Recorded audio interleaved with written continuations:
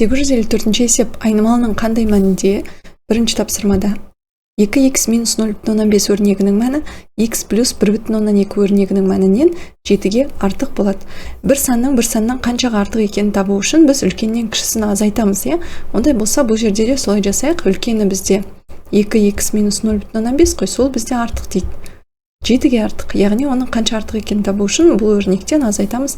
Екінші өрнекті, яғни x плюс 1,2-ні азайтамыз. Сонда екеуінің айырымы 7-ге тең деген сөз. Осындай бізде тура теңдік пайда болды. Енді теңдеуді шешеміз. Жақшаларда шай қалдымен 2x минус 0,5 жақшаның сыртындағы минус үшін кері таңбаға өзгертеді. Минус 1,2 тең 7 болады. 2x-тан x-ті алсам 1x қалады.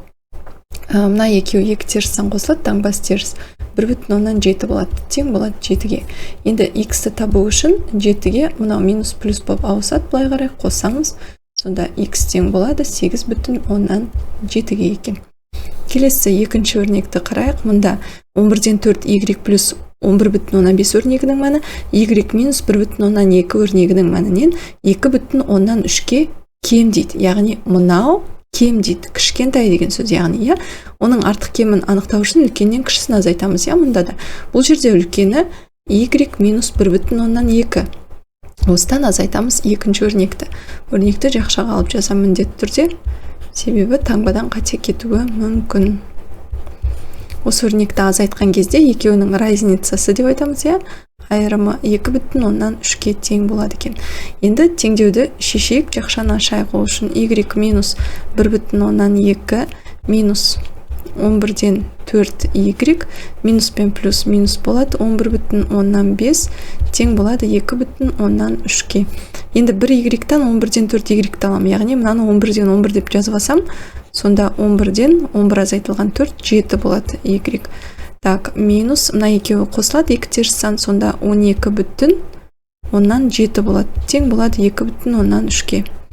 Так, 11-ден 7y тең болады. Мынау плюс таңбасымен ауысады ары қарай. Сонда плюс 12,7. Ендеше 11-ден 7y тең болады. Мұнда қосындысының мәні 0, бір ойда 12-ні қоссам 14, ойдағы мен 15 болады. Енді y-ті табу үшін 15-ті бөлеміз 11-ден 7-ге. Сонда y тең болады 7-тен 11-ге көбейтем деген сөз. 15 көбейтілген 7-тен 11. 11 мен 15-ті көбейтем. Бұл жерде 1, 6, 5. Так, менде видео бар, санды 11-ге қалай көбейтуге болады жеңіл тәсілмен деген. Осы санды 11-ге көбейткенде санды өзін жазамыз да екі шетке. Ортасына мына екеуін қоса саламыз, болды 165 шығады. Бөлеміз 7-ге. 165 7-ге бөлсем, мына бұрыс бөлшек қой. 16-ның ішінде 2 рет бар, 2 қалдық қалады. 25-тің ішінде 3 рет бар, 21-ді азайтам, сонда 4 қалдық қалады. 23,7-тен 4 шығады екен. Келесі ары кеттік үшінші тапсырмада. Не деп берілген екен? Өрнегінің мәні мына өрнектен 6 есе кем дейді. Есе, қанша есе кем, қанша есе артық екенін табу үшін біз не істейміз? Жаңағы бөлетінбіз да, бөлеміз. Енді бұл жерде қазір бөліп жасасақ ыңғайсыз, жаңағы күрделі болып кетеді бізге. Сондықтан біз 6 есе кем деп тұр ғой. Мынау өрнегінің мәнінен, мына өрнек, мынадан 6 есе кем дейді. Мынау кішкентай. Мынау яғни үлкен болып тұр, ондай болса. Так, екеуі тең болу үшін, мына екі өрнек тең болу үшін. Мынау 6 есе кем ғой. Сол кемін 6-ға көбейтіп жерем 6-ға. Сол кезде екеуі тең еседі. Ендеше сөйтіп құрастырайын теңдікті. 2,3-тен 2t минус 10,5. Мынау кем болып тұр, оны толықтыру үшін 6-ға көбейтемін. Тең болады 2t плюс 9,8-ге. Осылай екі өрнекті теңестіріп алам. Енді жақшаны ашамын 6-ға көбейтіп. Мынау бізде 3-тен 6 қосу 2, 8 деген сөз. 16 мен көбейткенде 3-ке қысқарады. Мұнда 2 қалады. 2, 8-ім 16. Сонда 16 т шығады екен. Минус 10,5-ті 6-ға көбейтеміз. Сонда 30, 0 жазамыз, ойда 0, ойдағы мен 3, 6 болады. Өтір ажыратамыз. Сонда 63 шығады екен. тең болады 2t плюс 9,8-дің өзін жазамын. Енді тыларды бір жаққа жинақтап алам, мынау минус таңбасымен келеді. Тең болады 9,8, мынау плюс болып ауысады. Айырымы 14t болады, тең болады, мына жерде екеуі қосылады. Так, 72,8 болады. Енді t-ны табу үшін 72,8-ді бөлеміз 14-ке. Так, 72-нің ішінде 14, бізде шамамен 6-дан берсек, 80 болып кетеді, 5-тен береміз. 0, 2 ойда 7, 2 қалдық қалады, өтір түсіреміз бірінші, одан кейін 8-ді. Одан кейін 2-ден береміз, 28 шығады, 0 қалдық. Сонда t тең болады, тура 5,2-ге екен. Есептеулердің барлығын черновикке орындаймыз, өшіп тастайын. Келесі бізде 4-ші. Бұл жерде 42,2x минус 3 өрнегінің мәні x плюс 10 өрнегінің мәнінен 5 есе кем дейді. Мұнау 5 есе кем. Яғни мұнау жетпей тұр деген сөз ғой. Есе деген ол көбейту деген сөз, е?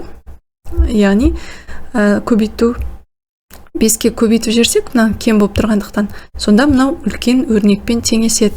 Ендеше сөйтіп теңдік құрастырып алам. 42,2x минус 3 көбейту 5 тең болады x плюс 10 мен. Жақшан ашам 5-ке көбейтіп 0 бір ойда, 10 ойдағымен 11 бір ойда, 20 ойдағымен 21, 211x шығады екен. Минус 3-ке көбейткенде 15-е. Мына жақтағы x плюс 10-ның өзін жазам. X-тер бір жаққа жинақтаймын, 211x, мынау минус x болып келеді, тең болады 10, мынау плюс болып ауысады 15. Айырымы 210x болады, тең болады, мында қосындысы 25. Енді x-ті табу үшін 25-ті бөлеміз 210-ға. Сонда x тең болады. Так, 210-ді 25-ті 210-ға бөлсек. Бөлшек түрінде жазайық. Сөйтіп жазайық, 25 бөлу 210 деген сөз, е?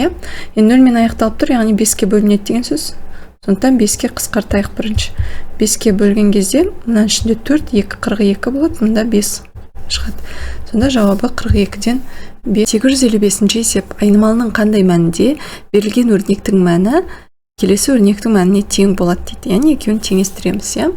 Бізде бірінші өрнек 19,8-ден 7 азайтылған жақша ішінде 7x плюс 0,125 тең болады дейді. Екінші өрнекке 49,100-ден 75 қосу 8 көбейтілген жақша ішінде x минус 37,5. Жақшаларды ашып аламыз алдымен. Барлығы ондық бөлшек түрінде тұрғандықтан мұнаны ондық бөлшекке айналдырып алайық. Ол үшін 8-ді 125-ке көбейтсем 1000 болады, сонда мұнаған 125-ке көбейтем. Сонда 1000-нан, мына көбейтінді, я, оны біз 19,100-нан 7-ге көбейткенде 5, 3 ойда, 14 ойдағымен 17, 1 ойда, 7 ойдағымен 8. 19,100-нан 875 шығады екен. Минус таңбасы жақшаның үшін кері таңбаға өзгертеді. Сонда 7x минус 0,100-нан 125 болады. Тең болады 49,100-ден 75, мұнда 8-ге көбейтіп ашамыз. 8x минус, мұнда 8-ге көбейткенде 0, 4 ойда, сонда 56 ойдағы 4 пен 60, 0, 6 ойда, 24 ойдағы 6 мен 30, сонда 300 шығады екен. Енді x-тер бір жаққа, сандар бір жаққа жинақтаймыз. Ол үшін алдымен бірінші сандарды ықшамдап алайық. 19,875-тен мұнаны азайтсақ, бізде так 19 болады. 0, 7-ден 2-ні алсам 5, 8-ден 1-ді алсам 7, 19,100-ден 75. Минус 7x-тің өзін жаза тұрайық. Тең болады. Мына жақта үлкені минус 300, так, минус 300-ден мұнаны азайтамыз, үлкен таңбасын қоямыз. Сонда минус болады. 5, 2, өттір, мұна 299 бол қалды, одан 49-ды азайтамын. 0, жазайын, шатас кетпейді. 0, 5, 250, Енді минус плюс 8x-тің өзін жазамыз. Енді минус 7x қалдырамын мына жақта, оған 8x минус таңбасымен келеді. Санды теңдіктің ар жақ бер жағына өткізген кезде таңбасы кері өзгеріп отырады. 250,125, мынау минус 19,175 келеді. Енді мына жерде екі теріс сан қосылады, таңбасы теріс болады, минус 15x. Мұнда минус екеуінің қосындысы. Так, бүтін бөлігі, бөлшек бөлігі 1 бүтінді береді. 250-ге 19-ды қоссақ 269, я ойдағы бірмен, сонда 270 болады. Жаза минус 270. Енді x-ті табу үшін минус 270-ті бөлеміз минус 15-ке. Сонда x тең болады. Теріс санға бөлсек оң сан, 27-нің ішінде 15 бір рет бар, 15-ті азайтам 12, қалдық 0-ін түсірем, 120-нің ішінде 15 8 рет бар, сонда тура 18